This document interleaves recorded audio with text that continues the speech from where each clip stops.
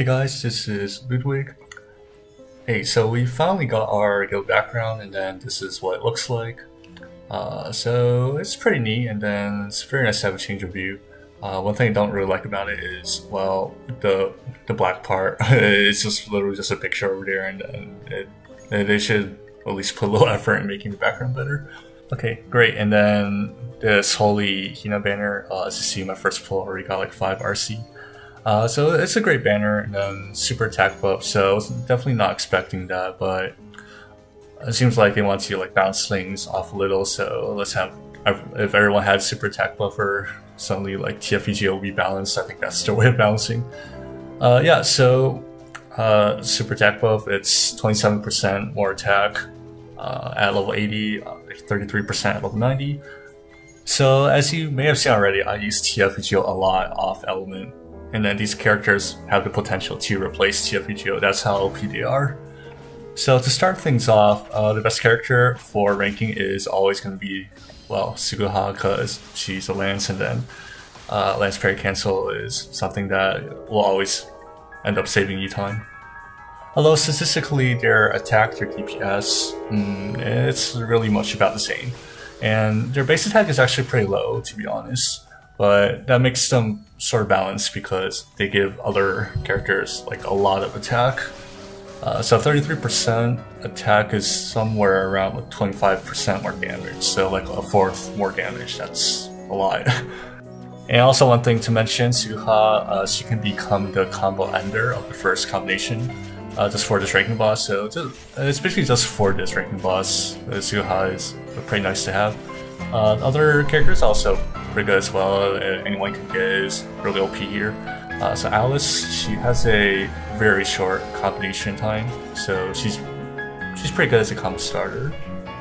Asuna has the highest DPS out of the 3, but that's not really something special because they're almost the same. It's just slightly higher. And then if you have Tail Shirika, you would prefer to have either Asuna or Suguha, and probably Suguha would be better just because lance parry cancel. Yeah, but those 2 units, they don't drop hits. Alice drops 1 hit, so not too bad if you use her to fake switch.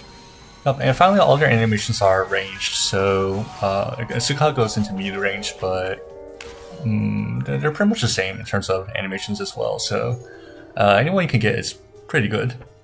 Right, so just for this ranking, my recommendation would be Suguha over the other 2, and then Alice would be next just because Holy Rapiers are a little more common.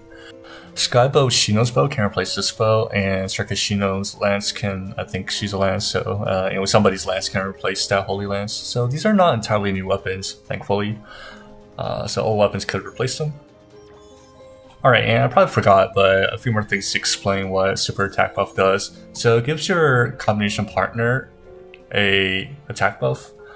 So you could start a combination with the super attack buffer or any combination with the super attack buffer. Either way, it will give the other character the 27% or 33% attack buff. However, it is a single target buff, so you have to do some preparation to let the super attack buffers do their job. And if you have 2 banner units, they can super buff each other in this case, although their base damage is pretty low, so it's actually not really recommended to have 2 banner units in a party, but it is possible. So when you're using these units off element, there's a lot of things to pay attention to. If you've seen my TFEGO runs before, so number 1, you want to avoid using TFEGO on weak points or on parry, because there's only like so many windows to let you do that, and then it's kind of a waste of damage to let UGO do that. But in many cases it's inevitable, and then you have to do it just for the first SS3. And second, you want to spam the super attack buffer as much as possible off parry. So you want to just use up all their damage already off parry, and then off parry you don't really get much benefit from using on element anyways. It's mainly you just want more hits and a more higher combo. And finally, you preferably want to have both your other units prepared with the super attack buff as early as possible.